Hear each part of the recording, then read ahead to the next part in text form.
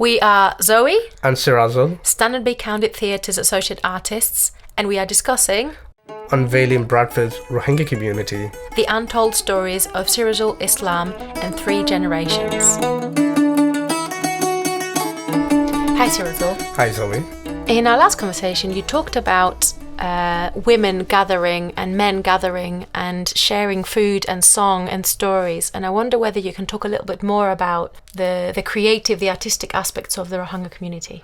Yeah, thank you. Again, brilliant question, because it is something that we value and hold very, very close to our hearts. And in our last conversation, I made the point to mention how one aspect of a genocide isn't the killing or the mass murders or the burning of homes. It's more nuanced and more dangerous, which is erasing a culture and a language. Because once you erase a culture and a language, then you've practically achieved genocide beyond all the other means.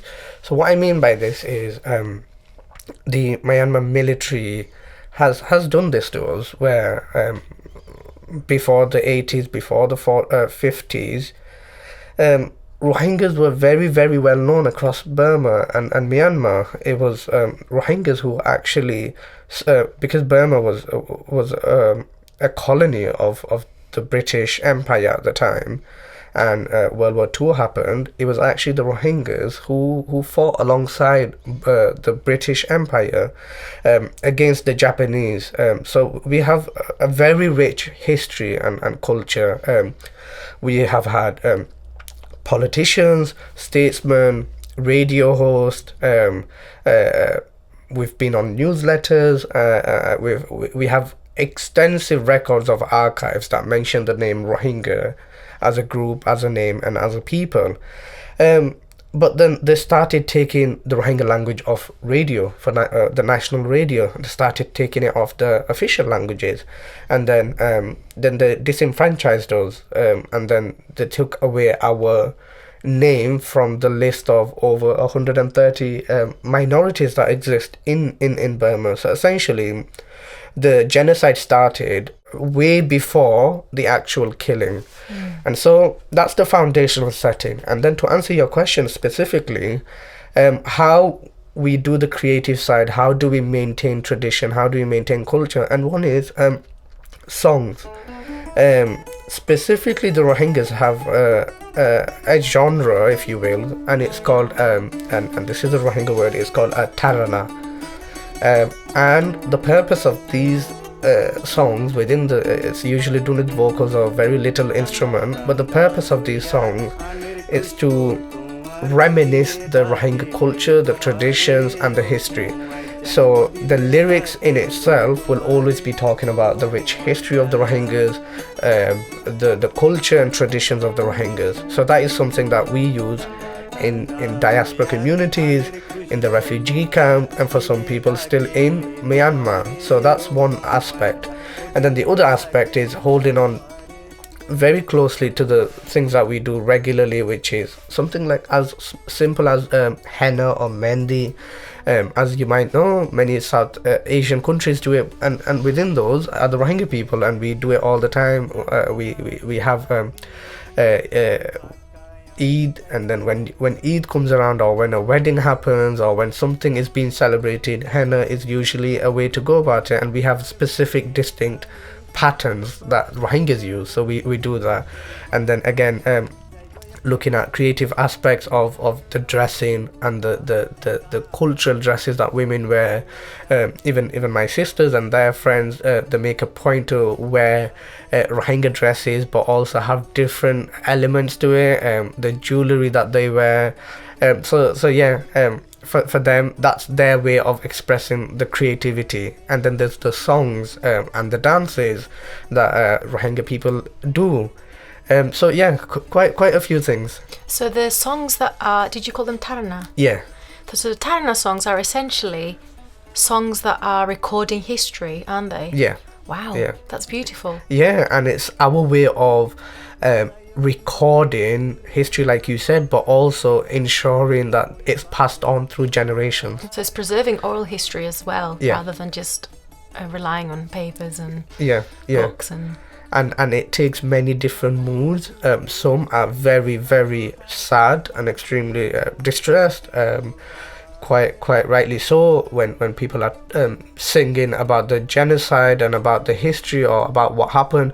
Essentially, there are some brilliant taranas that happened straight after 2017 that recorded everything that happened, and it's in this song, and it's out there, and it's there forever. So could anybody write a tarana? Yes, and you'd have to be very skillful and Maybe talented. that's your next project. I'm better at speaking than singing.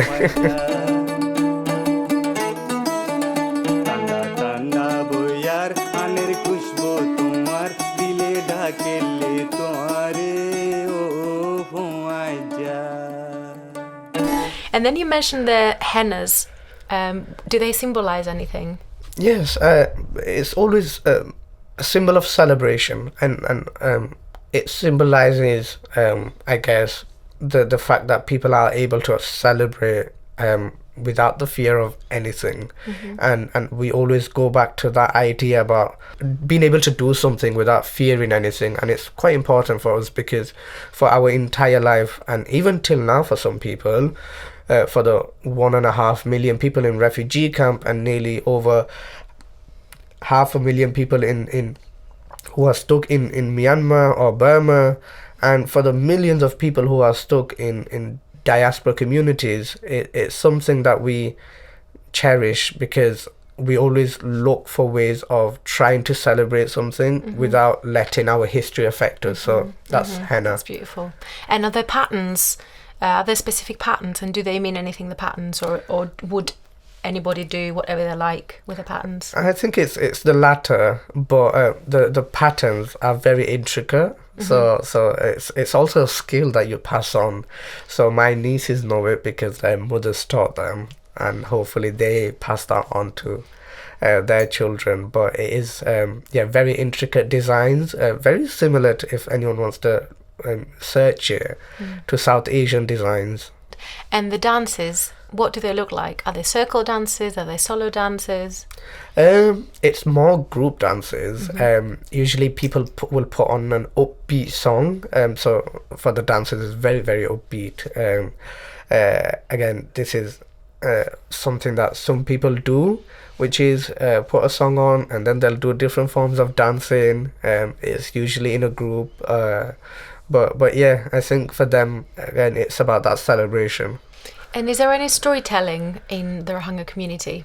Yes, and it's a very, very important part. It's very close again, and storytelling is used to record oral history, to record the events that happen, to show where we've gotten to, and to explain why we're in this situation.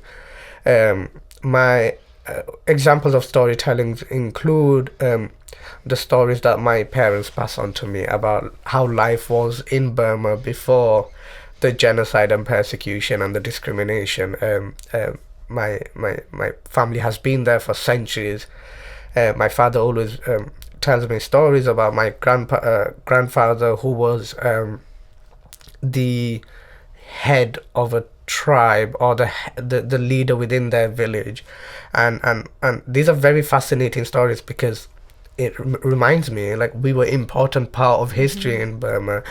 My mum always makes the point about how expensive things are, and I'll explain this in the sense that when we look at things like egg or vegetable, she'll always complain because it's expensive, and she's like, in Burma it was essentially free because we had acres of land that we'd grow, and it was very sustainable. And she was telling me about how it was so rare for her to go out to the market to have to buy something, because throughout the whole year they'd have different vegetation, fruits, egg, meat, cattle, and yeah, so those are some important storytelling. And then the aspects of just passing on the history of what's happened. So I try and do that with my young nieces, who were very, very young when they came to this country or are born in this country, which is to remind them about the history of the Rohingyas, the identity that they keep, and we do that through storytelling. We'll get together, and it is my favorite part of being in the community, which is remember when I told you about when we all get together, I just make a point to ask about how was this like or how was that like, and someone will tell me a story about the Rohingyas in Burma, and I could listen to it all day. You sound like a sensible young person who wants to know the history. How do the rest of the young community engage with the history, with the culture, with the language, with what we're talking about?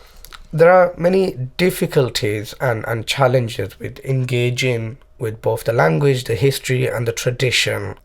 And the reason for this is we have, within the last decade and a half, assimilated really well with the Bradfordian community, with British culture, and we're very, very proud Bradfordians, we're very proud British Rohingyas. But like I said, it has two sides to it. It's like when you assimilate so well and that's all you see. So for example, in my school or when my nieces are going to school, there isn't another Rohingya there. So there isn't a place for them to exercise their culture or tradition or even as something as little as language. So we always try and provide that for them through these different events. So for some young Rohingya children or young teenagers, for these young people, it is very hard, and it's all about continuing to do it, continuing to make an effort to ensure that they have the spaces, to ensure that they have the models to follow where they're able to exercise both their language, their tradition, but also be part of rich British culture and be part of the Bradford community as we know it. So to answer your question in short, some are able to because they might have a big family where they have many elderly members of the Rohingya community speaking to them every single day. Others might not be able to because it is quite difficult to try and speak the language every day if there's no one else speaking. It sounds like you're doing your absolute best to make sure that everybody has an opportunity to engage with the Rohingya culture in one way or the other. Yes, and I take pride, but also urge its importance because it's something that we would regret in the next decade or even 2 decades when we think we've spent so long in a refugee camp fighting, surviving. Our parents spent time in what was their home and then they were expelled, and for all of that to be for sort of nothing if we allowed the Myanmar military's objective to happen, because essentially the Myanmar military, their reasoning for the genocide is to show that we don't exist in history, and that's what people would achieve. So it is something that we place heavy emphasis and value on.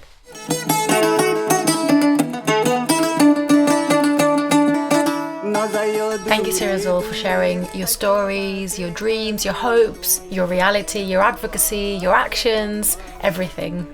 Thank you, Zoe. I think you've asked some brilliant questions and thought-provoking questions as well, and I hope the audience takes something away from this. If nothing, then the fact or the importance of identity, but also the importance of giving an opportunity to a community who has been refused for far too long. And thank you to all the people who have made this happen, to Bradford Made, to City of Culture, and to SBC more importantly.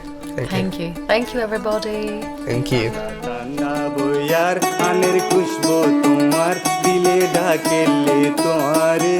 Oh,